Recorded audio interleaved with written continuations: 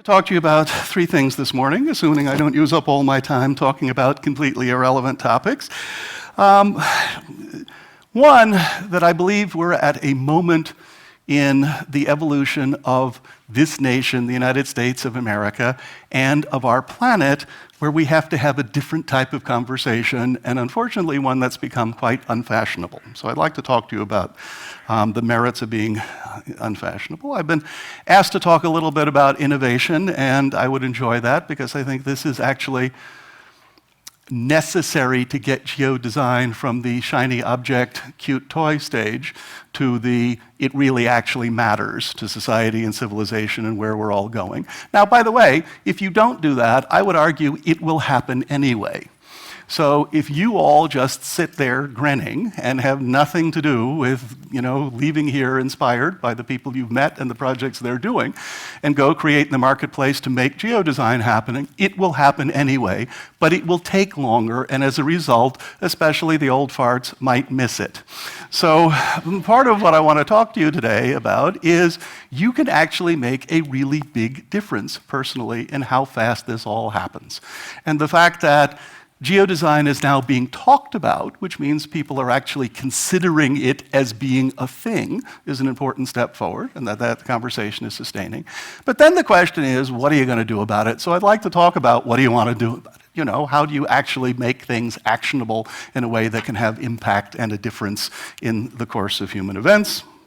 And I also put a little list together because I did the first time around. I was asked to do it again. Your new big six. What are the 6 things, if you believe anything I tell you in this talk, that you might want to focus on and think about as how you make them happen to actually do you? To me, this notion of design, design is a great privilege. Excuse me, I have my daughter's latest cold. My daughter is in a preschool where we live, and she is a human petri dish. So she gets and brings to me and sneezes in my face with a big smile. So excuse me if I start dripping during the merits of this. It was actually an interesting thing, this you're getting older thing. When I signed her tuition check to her preschool, best as I can understand, preschool is where they teach them to eat crayons. So I think if you summed up the curriculum, that's basically it. And the check I signed was exactly the same as my tuition to MIT. So when you have those kind of calibratory moments where you're saying, oh, we're not in Kansas anymore.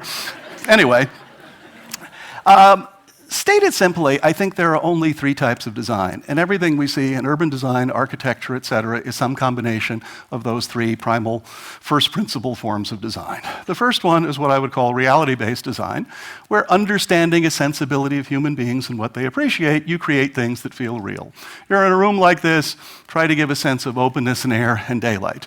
You're outside, corridors of trees, green spaces, vistas, the underpinnings of lead, a whole bunch of other things. How do you create things which are that? That's reality-based design. How do you bring nature into the equation, or how do you exclude it from the equation, depending upon what you're trying to achieve? And that's reality-based design. The next big element of design is fantasy-based design, where you basically say, screw that, I'm doing anything I want, and I want to create worlds and visions and fantasies, and whether it's a theatrical Cirque du Soleil vision, a Disneyland vision of a place to bring your family and share experiences that are positive and create lifelong memories, whether it's a restaurant which creates a romantic ambiance or some combination of other things, fantasy-based design is basically saying reality isn't good enough, I've got a better idea of what could be, and we will cause that set of impressions to happen. And then the third type of design is bad design.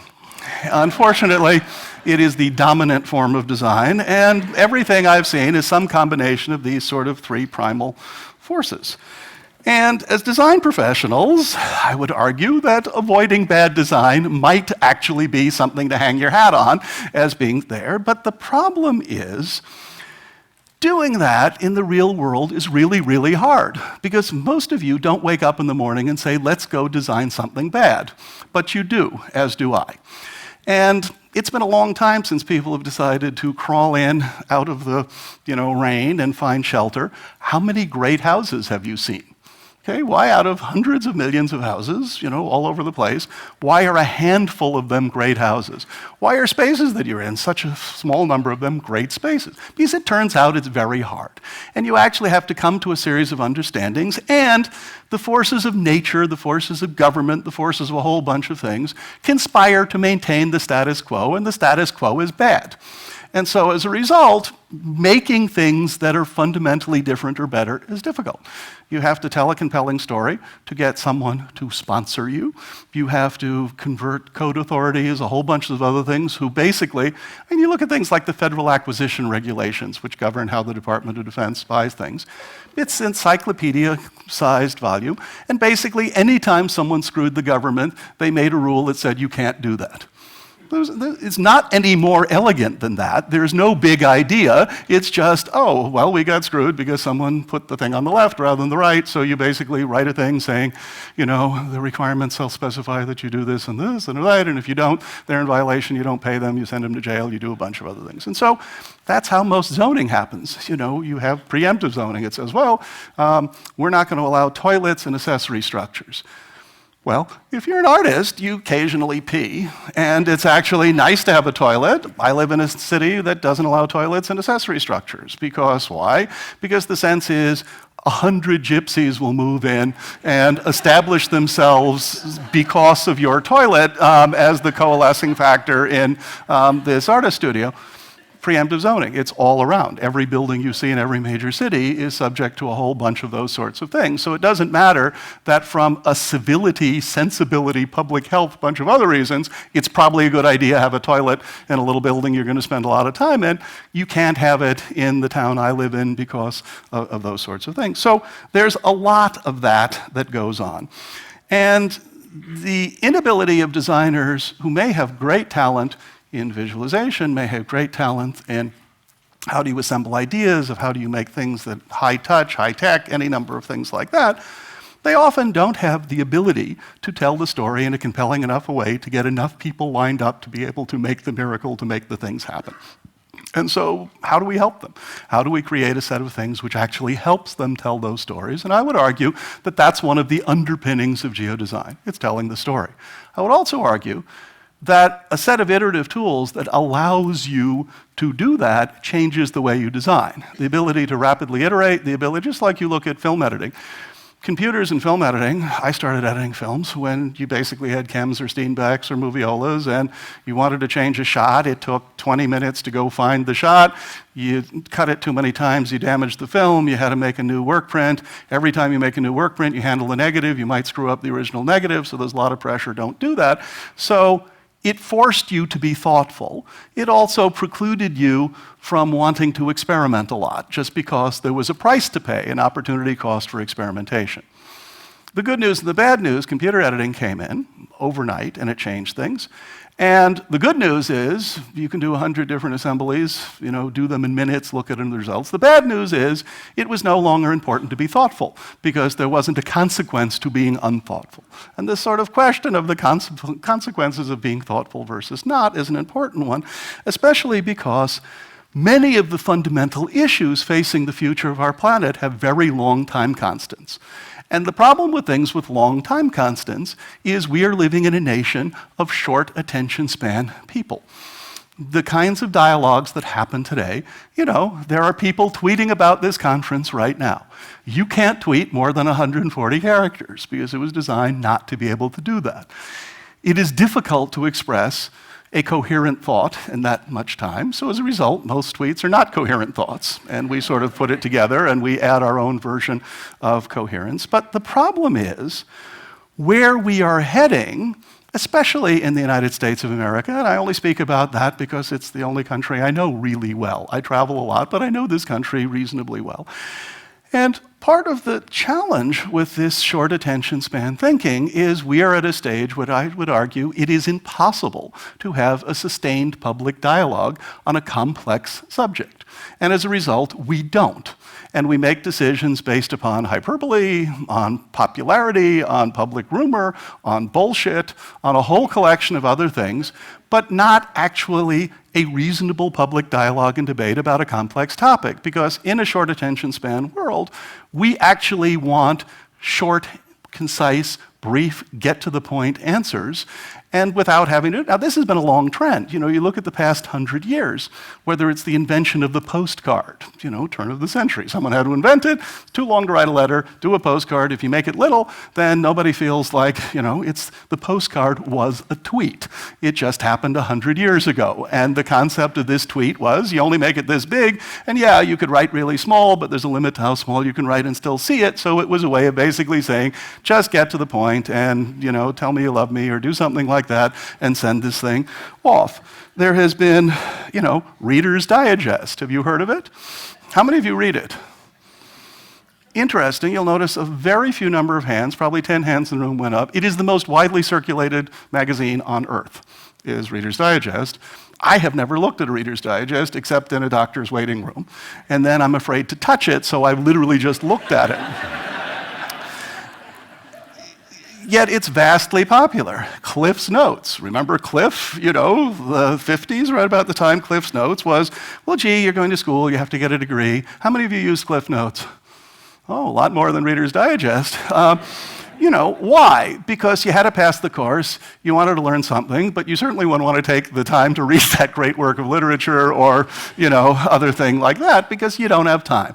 You got a lot of things to do, and this is the pressure of modern life. Word processing. Again, letter writing and such. When you had to write a letter, and if you made a mistake, you had to either start again, or big at X, or blot it out. If you had to correct or used carbon, there's a whole bunch of things. So progress and innovation in technology makes the dialogue shorter. Television commercials. Used to be television commercials were 90 seconds or 60 seconds long, the beginning of television. Why? Because the advertisers of the day looked at this fabulous new communications and storytelling medium and said, you can't tell a successful message about selling a product in less than 60 seconds. Now you look at a 60-second spot, it looks like a miniseries, because a normal spot is 30 seconds or 15 or 10 or 5. Why? Because our brains have been rewired to accept information faster. The good news is you get a lot more done. The good news is in professions where there's a lot of specialization, you get deeper and deeper and deeper and deeper. The bad news is becoming a generalist becomes increasingly impossible because you can't get deep enough in any of the subjects to actually make a contribution other than being an observer. And at the same time, quality of life is deteriorating. That would be all right because you can sort of opt in and out. Actually, you can't.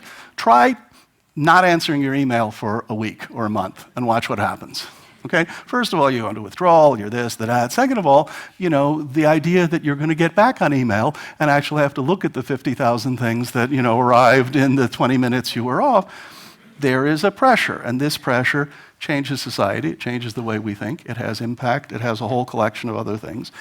The real problem is the big issues facing our nation, urbanization, we saw it before. We got 100 years before oil runs out. The DNA of the automobile hasn't changed in 100 years. What are we actually planning to do about that? Nuclear energy, Group says the best thing since sliced bread. It's the only way that's going to get us through. Another group says, forget it, not there, it's sustainable.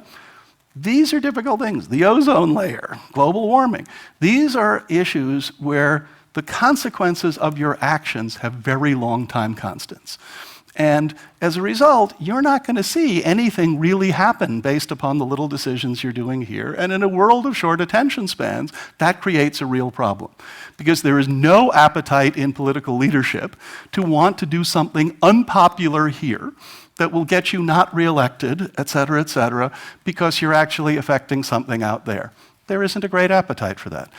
Short attention span nations work on crises, and you go from one crisis to the next, you find the designated victim to blame for the crises, you move on to the next thing. That's where we are now. Why am I bringing this up? Because I think actually geodesign, which to me is a form of storytelling that combines geography, combines the databases of everything that is geotemporally locatable in the world, whether it's events, devices, places, things, and all of that, with modeling and simulation, whether that's real-time or hyper-real-time to be able to look at it, and visualization to be able to look at and tell the stories and examine the consequences of your actions.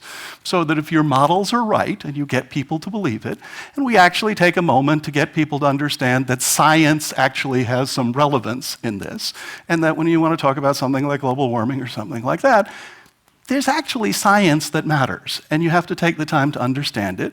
And if you're a leader who's going to make a decision in it, you have to take the time to understand the subject, or you have to trust someone who has taken the time to understand the subject, because the dirty little secret in all of this is there are no quick, easy answers to long, complex problems. Or at least we haven't found any of them. And just as any of these new technologies that are introduced into your life, such as email, tweeting, et cetera, adds value to your life and empowers you to do a whole bunch of things, build your social networks, do things that you haven't done before, you pay a price for it. Now, if the price you're paying for it is something that's reversible, meaning I'm just going to stop tweeting or I'm going to do something else, great. If it's something like you burnt the ozone layer off the planet by, clumping it up with chloromethane and, a bunch of other things, well, nobody did that intentionally. And in fact, if one scientist didn't happen to look at this, then we might still not know that it was going on until, well, what is this ozone hole? Why is it happening? The problem is, on these complex topics, why don't we know about it? Because at any given moment in time, the number of people thinking about it might be 0 or 1 or 3 globally. There's just nobody thinking about it. And that's why this empowerment of individuals is actually very, very important, because you may be the one, or one of your kids may be the one, that gets around to noticing something that nobody else noticed, because the time constants are so long, you don't even see signs of it for 20 or 30 years. Once you've seen signs of it, it might be irreversible, or you might be able to just catch it, or there's a price you're going to have to pay, which is a big price to turn the thing around or do something else. So that's why geodesign matters. I would argue that this ability to look into the future, show people the future, have it influence your design process because you can rapidly iterate and look at alternatives, it changes the way you design. And not only does it change the way you design, but it changes the way you execute design, because ultimately it lets you tell the story in a way, assuming you take the time to learn the subject, build the credibility, validate the models, a whole bunch of things. Nothing worse than modeling and simulation, where basically it gives you the correct answer to the wrong question. And we see a lot of that going on. But basically, once you get it right, this becomes an enabler. And why does it become an enabler? Because one of you in this room was qualified to get the model right. You got the model right, that knowledge shared across all of your geodesign platforms, just like the network effect of the smart cars. So that bit of insight and knowledge didn't have to be recreated again everywhere. It's shared everywhere. And then, by the way, that plus an insight of yours and an insight of yours ends up being really relevant for a problem none of you ever heard about or understood, but this person does, and because it's on the network, they are able to understand that and put it together, and in fact, an entire community can form around that whole new subject area, and I would argue that's the power of geodesign. It's this networked extension of shared intelligence where basically the insights of individuals can be shared among others, and that can be used as the foundation to build upon it. So it's nice to say we'll build better cities, we'll understand transportation, the toxic waste plume, we can model all of that, but I would argue getting it right, just as the Apple Store and this notion of apps and this notion of wireless mobility has totally transformed how we think about mobile communications, et cetera, and by definition, transforming the way we think about our planet and education and transportation and commerce and a whole bunch of other things like that. On one level, it's doing that. On the other level, it's introducing the option for cyber terrorism and cyber warfare and a whole collection of other things. With any of these innovations come corresponding problems. The time constants are such that you're constantly going back and forth between the yins and the yangs of it, understanding the consequences. I mean, I was there when the internet was getting started. And, I had email when I was at MIT in 1970, but we weren't thinking now about how my kid, 40 years in the future is going to be learning on one level about her world and building friendships, et cetera, and learning about ballet and a whole bunch of other things that she learned all by herself, because all I am is a better version of Siri. She tells me what she's interested in, I do data entry, thank you, Daddy, she takes it away, and, she's perfectly happy. I wouldn't have thought about the enablement and what happens when this is how they've grown up in a networked world and understanding it. I also wouldn't have thought about predators and folks like that who can be out there wanting to do her harm, and how am I going to protect her from that? It's a very difficult set of challenges that you balance, but the answer is not to remain stationary and don't embrace it. What geodesign is going to do is, on one level, I believe, be the greatest gift for humanity that we have ever experienced. It is going to be the underpinning, just as the internet, I believe, is the most important technological advance since language. Far more important than reading and writing. I've said in the past, I think reading and writing gets 250 years. It's a fad, it's over, unnecessary, replaced by something else. Storytelling is fundamental. I think we're wired to be able to do that. But reading and writing, poof, it'll be gone. Right now, you have, how many people are in the world? 7 billion. Do you know how many working cell phones there are in the world? And we know exactly how many there are because someone's paying for each and every one of them. You know how many? 6 billion. Okay? Now, she has 4 of them, so it does skew the number slightly, et cetera.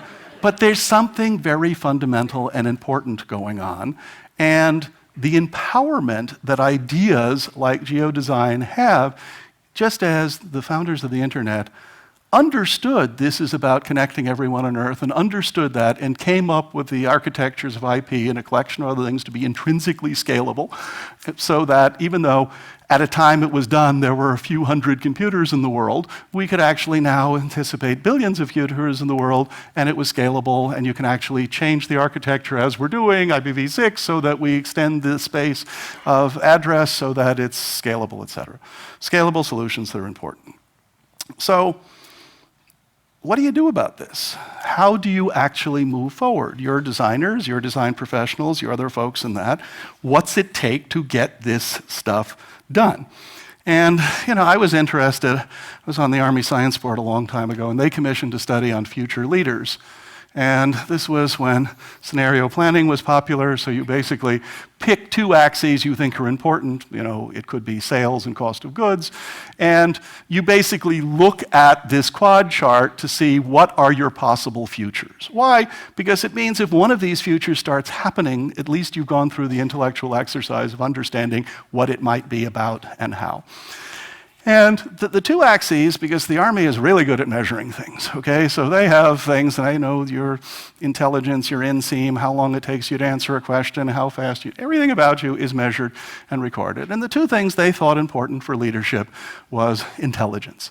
So they started with intelligence and basically said, okay, one of you is the smartest, one of you is the dumbest.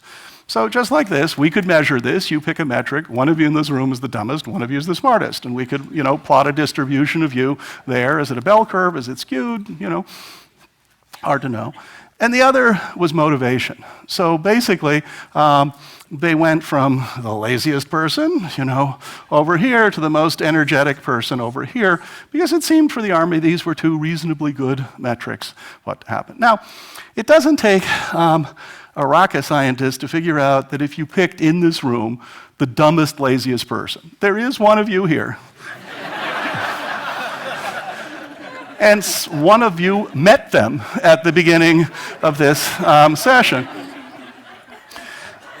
Probably, if you're looking for the global leader of tomorrow to make the vision of our new cities and world and planet and sustainability and the things we all would agree are important, you don't start with the laziest, dumbest person in the room. Okay? The interesting thing is, it's not the worst. It turns out if you pick the dumbest and most energetic person in the room, this can actually be a lot worse. How many of you have been in organizations run by a dumb, energetic person? Okay, I rest my case. And it also turns out, perhaps paradoxically, that the best leaders don't come from here, smart and energetic. Why? Because these people are a huge pain in the ass. They can do everything better than everybody else in the organization is. They're always right. They're this, and this kind of thing. And, basically just kind of annoying to work for these people because, yes, they may be visionary and great leaders and all that, but, give it a rest, okay? This is just that. It turns out that the Best organizational leaders in the Army came from this: people who are smart and kind of lazy. Why?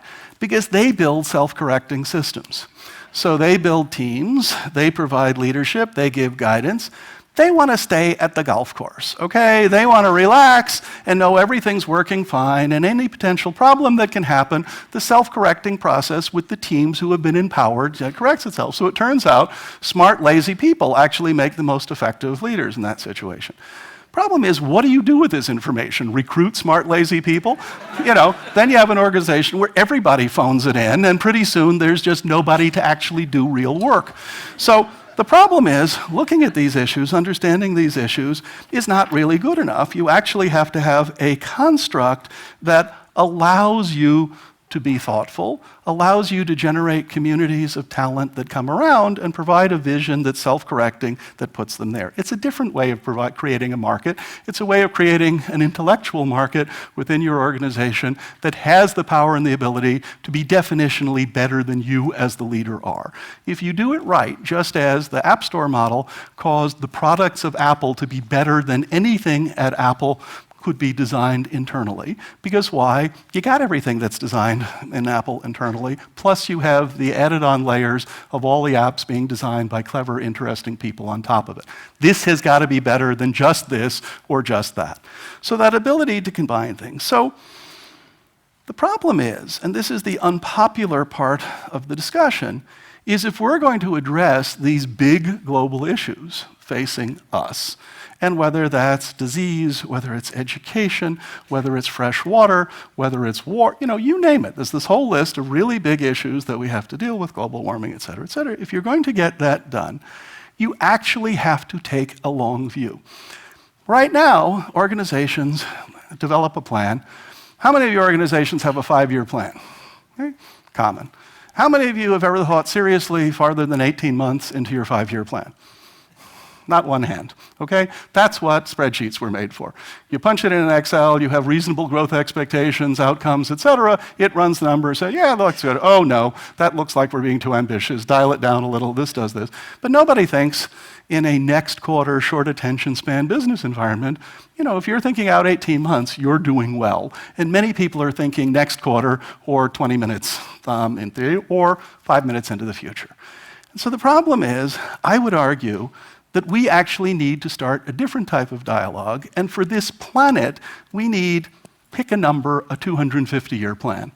Just as we need a 250-year plan for the country and a 250-year plan for geodesign.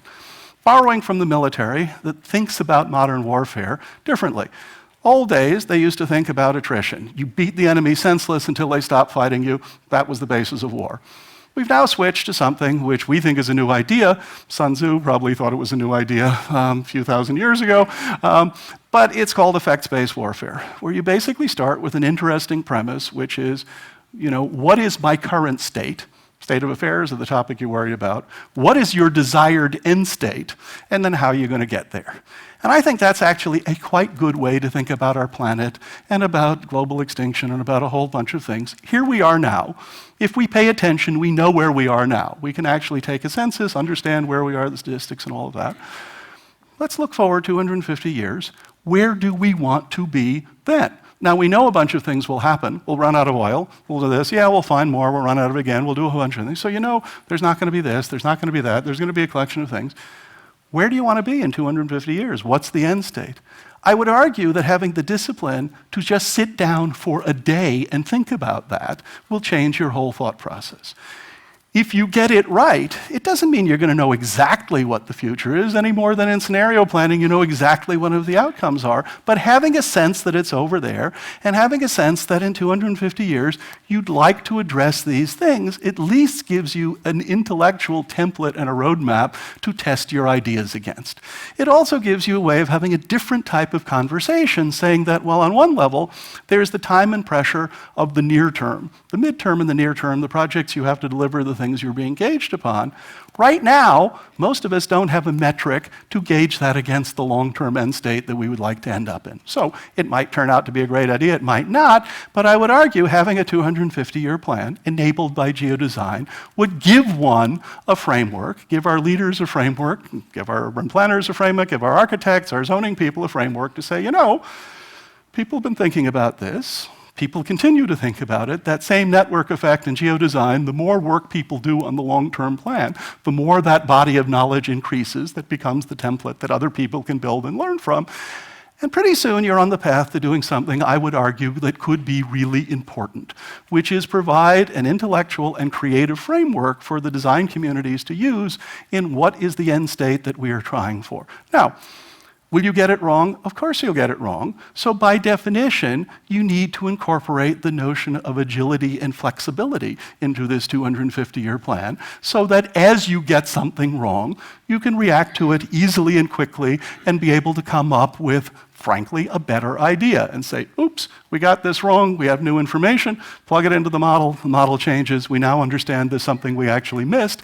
That's the power of distributed network simulations and such. Once you figure out what it is, it also means that people with wild ideas can plug it into the model and everybody can learn from that. And when I say plug it into the model, it means, gee, I have a model of how trees grow and how people move and how cities sprawl and how the rain moves, et cetera, et cetera. So the idea is you can create a vision of the future and get to see, will it happen? Will it not? What did you get wrong? What did you get right? I would argue the very act of doing that, building these models, will show you things you never thought about. And you didn't realize the effects of this because you have to think about not just the first order effect of what you design, if you're talking about designing cities and worlds in our future, but the second, third, and nth order effects, which are often not obvious at the time you do it, and sometimes takes time. You have to go live with it, you gotta see what, the people who designed the projects didn't think they were building ghettos. They thought they were building something which was an efficient process in urbanization to do something. It's just they didn't understand a set of social dynamics of how people in cities would behave.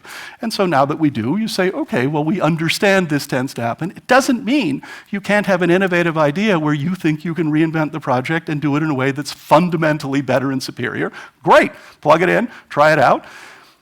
If it doesn't work in the model and you're a good enough storyteller, get someone to sponsor you doing it, and then we all get to see. That's part of this ongoing experiment that the design is about. So I'm running late on time.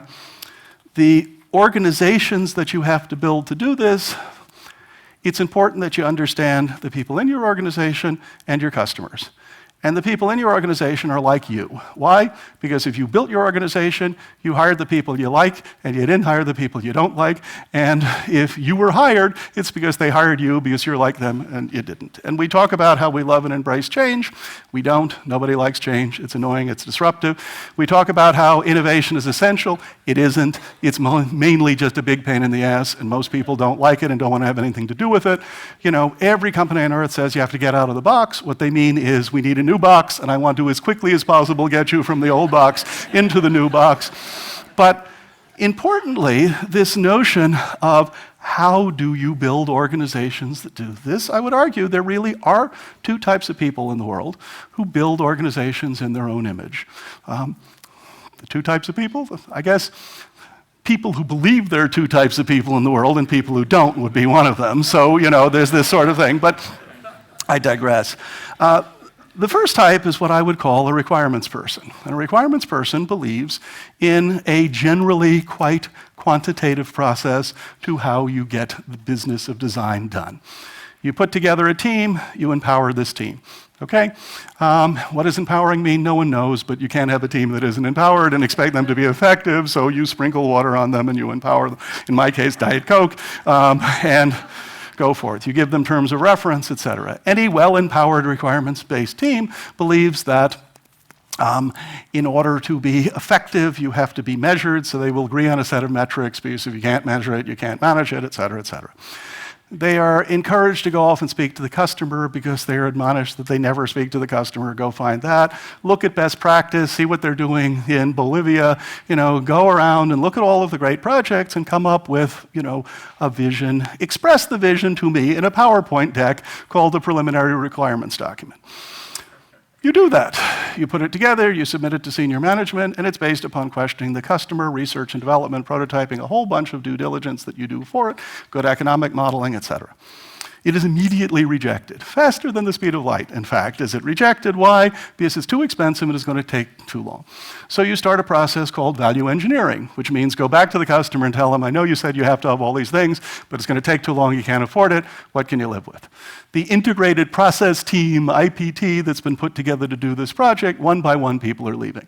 This is boring, nobody's taking it seriously. Finally, you're down to the last two people at ASRI responsible for this grand vision, and they're spending most of their time looking for the tallest building in Redlands to throw themselves from in order to, in protest to the fact that the grand vision for geodesign and how we're going to productize this is not going to happen. As if by magic, it gets approved. Why? Well, it's interesting, because actually no one has ever seen the moment of approval in a requirements-based organization. Why? Because nobody in a requirements-based organization has a yes vote, but everybody has a no vote. So the only reason something happens is someone forgot to say no.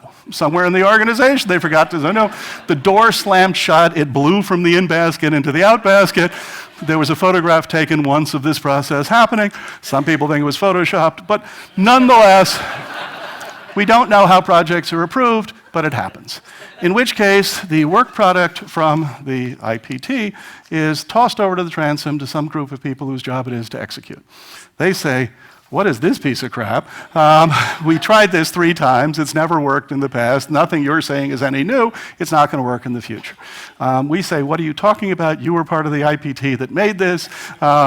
They say, we never put our good people on the IPTs. They've got real work to do, so we disavow all knowledge of this thing, but we'll build it anyway. They build it, time goes on, it gets tossed over another transom to the customer, who says, what the hell is this? This has nothing to do with anything we talked about. It's not even recognizable, but we'll try it. They try it, one of two things happens. Either it's a huge success, in which case everybody basks in the reflected glory of a well-executed requirements program, and life moves on, people are promoted, life is good. And understand, in these organizations where nobody can say yes, no, a behavioral model is that you are never rewarded for success, but you are always punished for failure.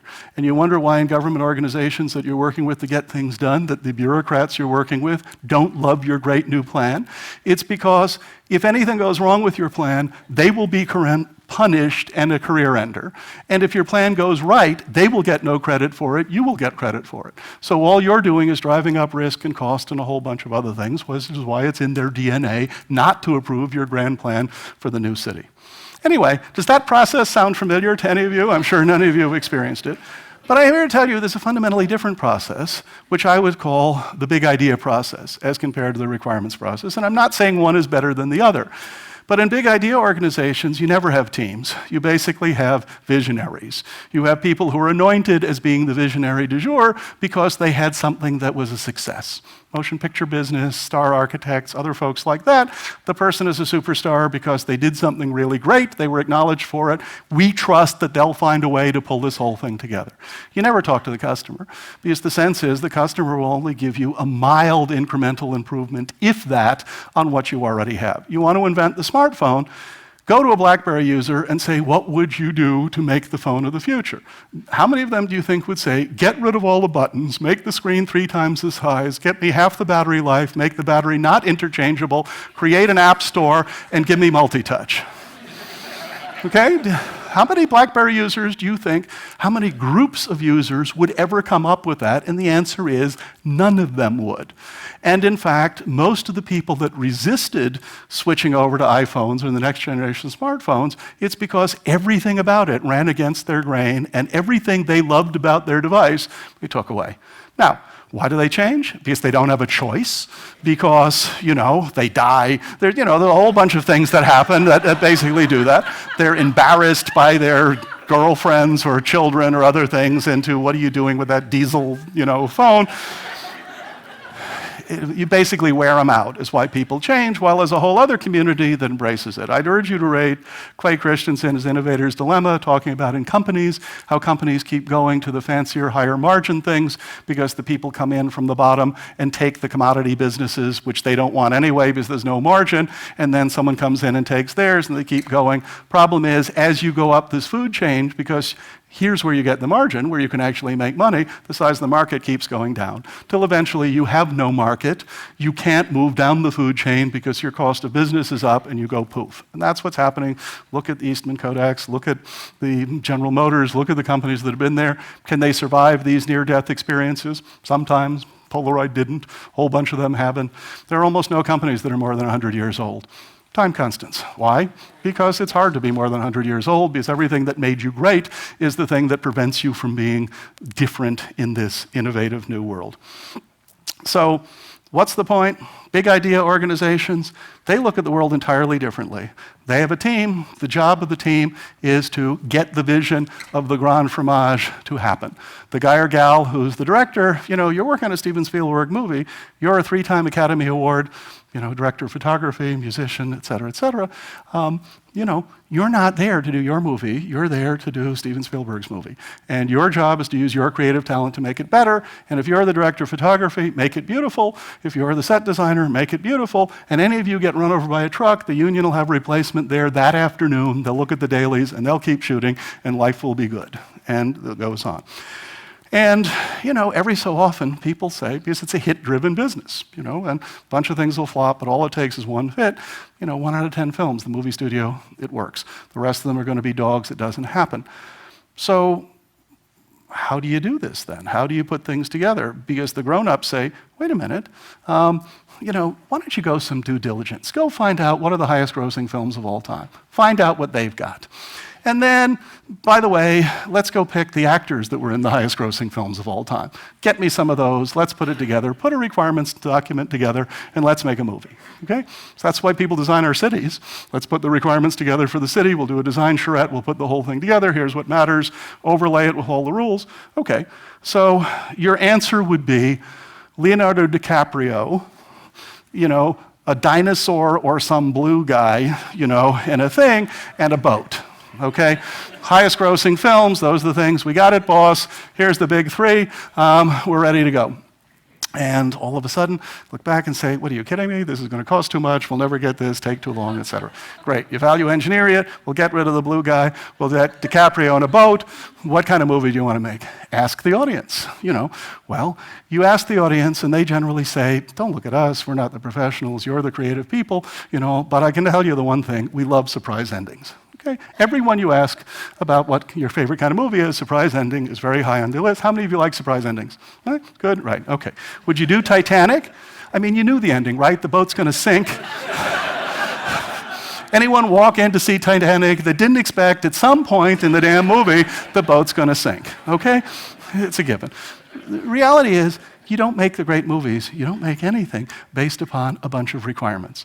A bunch of requirements, asking the audience, doing all of that, following rules, playing by the rules, might get you a little run and extension. You had something that's really popular here, you could have version 2, version 3, version 11, etc. Pretty soon you run out. You want innovation, you need big ideas. Big ideas come from individuals, not teams, of people who can inspire people, terrorize people, some combination of things to bring their force of will to bear to get their ideas and visions to happen. Some of you in this room are those visionaries, and Geodesign to you will be an empowerment tool that allows the people who are there to help you move forward. You realize you're not going to succeed without them helping you, and so you play by the rules in order to get that to happen. If you're not one of those creative people who's going to do the thing, go find one, because they're a very powerful force to get the big ideas that have changed our world to happen. Architecture is full of them, urban planning, a whole bunch of things. Someone just has an idea. Everyone says it's impossible, it'll never happen. They make everybody's life miserable, put their life, their reputation, their finances, their family on the line to get the thing to happen, because that's how these people work. So what's the problem? Let's just get a few of each. We'll put together the 250-year plan, and we can move out. Problem is, these people, the requirements people, who build most of our world, the big idea people who develop the ideas, hate each other. Okay? So requirements people, big idea people, the requirements people think the big idea people are undisciplined babies, irresponsible, completely disruptive to how the organization works, and simply shouldn't be tolerated. Okay? Suffice to say, the big idea people think the requirements people drain the life force out of the room. They don't even have to say a word. Their mere presence precludes the possibility of a creative outcome. Problem is, if you, the future designers of our cities and our world, don't solve this problem and get those two groups to play well together, you cannot build cities without requirements people. It will not happen. Those are the people that run the world, run the government, and run the things that you need to get a yes from. Doesn't matter if you're on time, on budget, you design something really bad and awful, and it will never be better than really bad and awful, and you're not going to get there by filling out the requirements. There's a common misconception in requirements organizations that simply having the right requirements gives you the correct outcome, or a creative outcome, or an innovative outcome. There is no evidence to suggest that's true. I know of no example of a requirements process that has ever yielded a creative or innovative output because it's not what it does. Why is that a problem? Well, it's a problem because sometimes you need real innovation, which is what we need in our society and our planet right now. We had a pretty good run without requiring innovation. I said before, innovation is really annoying. If you manufacture penicillin, do you want innovation? Do you want everyone in the company leaving their personal imprint on the molecular structure of your drug? Probably not. You want every little drug to be just the same as the one that was approved by the FDA. Designing our cities is much like that. You build buildings, you want them to be just the same as the others. They want to be safe, they want to be this, they want to be that. The fact is, the end state is never where you want to be. That's the course we're on now, and we've got to fix it. I'm looking at you to fix it. And I think the big principles that you have to look at in this are, first of all, understanding big ideas are not new to the United States. Bill of Rights, remember that? Pretty big set of ideas. You could argue it was the 250-year plan. It was done about 250 years ago. It's working just as well now as it did the day that it's authored, and it created, much like the smart and lazy speaker, it created a self-correcting mechanism to run this nation by, and created, incidentally, a world market for freedom of rights, independence, a whole bunch of things which other people built their constitution and other elements on. It was a very powerful fundamental idea. It is an algorithm. It is a thing which allows you to go back and look at it. It can be debated. It has some ideas that were strong, some that were weaker, some that have to be contemporized, as we're looking at with gun control and a whole collection of things due to the changes in behaviors of society and consequences that take a long time constant to figure out, but it was an important idea. So I think you need to design the Bill of Rights for our planet, and I think you need to use geodesign to do it. I think you have to come up with a fairly simple set of principles that 250 years from now, when people look back, you're going to say, gee, that was a remarkable document that those people put together, just as Bill of Rights was, because it provided a self-correcting process that became more and more relevant as time went on. Why? Because the Bill of Rights doesn't talk about why it's illegal to park your horse out in front of the Capitol building overnight. Okay? That's how urban planning rules. It's none of that. It basically says, here's what's important to human beings. Because the thing to keep in mind is rules of thumb like Moore's Law tell us that every 18 months, the number of transistors, which we can equate to the processing power of a computer, is going to double at constant cost, or the cost is going to drop in half for constant computing power. It's worked for 30 years, it's going to continue to work. You know how much computing power you're going to have and have available. Ferren's law is that human beings and our cities and our planet isn't governed by Moore's law. And the time constants of how people change and societies change and cultures change on the macro level takes a very long time. And we care about the same things we've always cared about, which are love, companionship, our families, food, shelter, safety, those fundamental things. And that's what you need to do when building the Bill of Rights for our planet.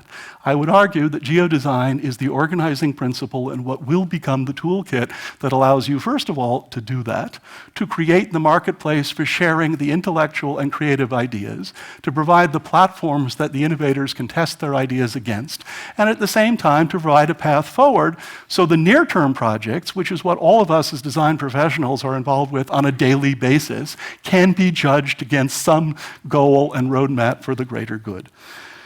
I think if I had to give you your big six, it's in the midst of the chaos that comprises most of our modern life and contemporary design process, encourage taking time to have a long-term plan and spend a little bit of your life with some time reserved to think in the long term.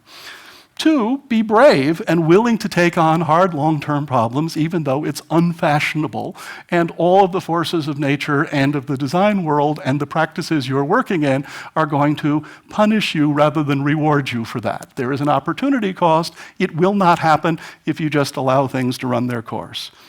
Use science combined with engineering and design to rise above the rhetoric, to start and sustain a public dialogue, emphasis public dialogue, on the topics that really matter, so that we can actually have a debate and a discussion. And if the people are being asked to make sacrifices, which they will, people will make sacrifices from their worldview of where they are now in order to make the future happen.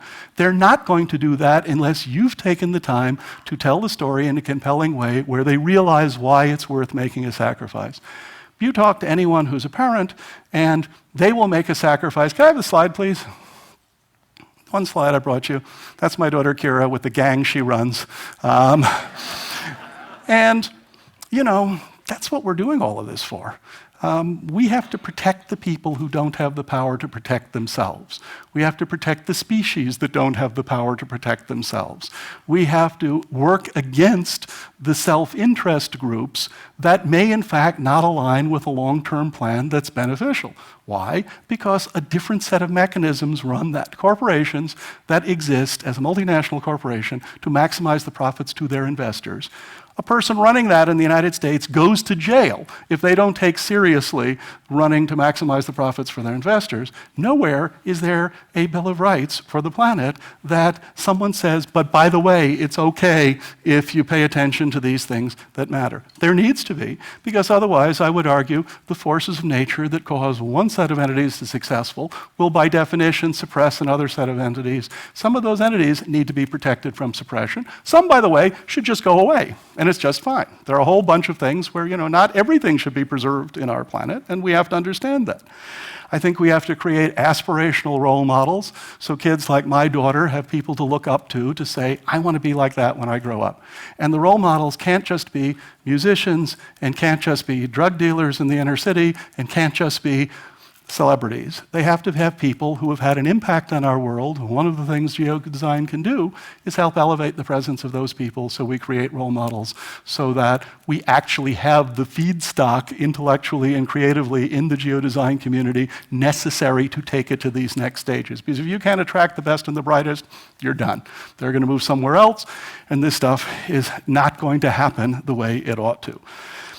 I think you have to lead by geodesign. I think you have to use it as a tool to educate our educators, to educate our politicians, to educate our political and media leadership, so that they understand the consequences of our action. But rather than just say, this is all doom and gloom, so might as well just stay home and kill yourself, that actually, here's something we can do about this. You have to be, on one level, realistic about understanding the science and the mechanisms of what's really happening. On the other end, you have to be proactive and positive about how are we going to get our way out of this. Because nobody's interested in hearing more bad news. You want to pick what's wrong with our country at the moment? Everything you hear is bad news. In order to have good news, you have to, I would argue, have this aspirational end state, which is understandable and with hard work achievable, because everyone I know who has a family will make enormous sacrifices for their family.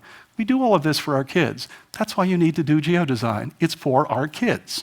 It's not for anything else. It's giving the world back in a slightly better way than the way we found it. To do this, I would argue, as geodesigners, you are going to be entrusted, the geodesigners of the future, with the same power over life and death that our doctors have, just with a longer time constant, okay? So they make a mistake, your surgeon makes a mistake, and you hear those words you'd really not like to hear, oops, not good. The mistakes you make in planning and designing our cities may take 100 years until someone understands the consequences of those actions. Hippocratic oath for geodesign. First, do no harm. really sort of understand what you're doing and the effect, and that, by the way, you're going to take chances, you're going to do things, but if you know this is going to create long-term harm and damage, it is not okay to do it, even though you're being paid to do it, and there's a lot of pressure that says you should do it. It's not okay. You need to have a long-term vision. I'm recommending 250 years, but something that is a living document that is the expression of the best, brightest, and most creative people thinking about this subject in a way that is comprehensible to others. The others who make decisions and the others who have to live by those decisions, called our people. And the species who don't happen to be people, but are also living inhabitants of this planet, who we have the custodianship over. We have the power to make them go away. We have the power to protect them. It is our obligation to life to protect them. Consider the second, third, and nth order effects of what we create. Not in a way that it paralyzes you, because you can get into this analysis paralysis mode where we're going to study this for the next 100 years. I'm not suggesting that at all. What I'm saying is, understand the consequences of what you're doing, but you have to think more about what you're doing than did you check off all the boxes. Gee, I've got a LAID, super palladium platinum rating, I've got this, I've got a whole bunch of other things. But the net result is the city will have no water in 50 years, and therefore maybe this isn't actually the right place to go build this new city. And you have to think about that. And finally, I would take your charge seriously as the custodians of our planet. And that storytelling is the most powerful tool you have to send the messages of your insights forward. We're not on this earth very long. It's a mere blip. You look at the history of our planet. Try to leave it a little better than how we found it. That's part of the profession. Your job is to really at the end of the day, the place is a little better than when you found it. And if we all do that, if we take the time to be thoughtful, if we work to build consensus, because on one level, you have the paradox of the great visionaries don't actually want to listen to anyone. It's just their plan they want to execute. At the same time, nobody's going to let them do it if it's going to be on a global scale without building a consensus. So you got to build it. And you, Mr. and Miss Visionary over here, have to realize your vision is never going to happen unless you build the sort of consensus necessary to make it happen. And you, the people who are going to go build it, have got to realize it doesn't matter what your budget schedule and time is. If it turned out to be a bad idea, you're going to fail. And as a result, you're going to fail in the domain we're talking about. We're going to fail. Our planet's going to fail. Our society is going to fail. I've taken too much time. Really appreciate the opportunity to get back to talk to you. But please don't do this for me. Do it for her. Thanks.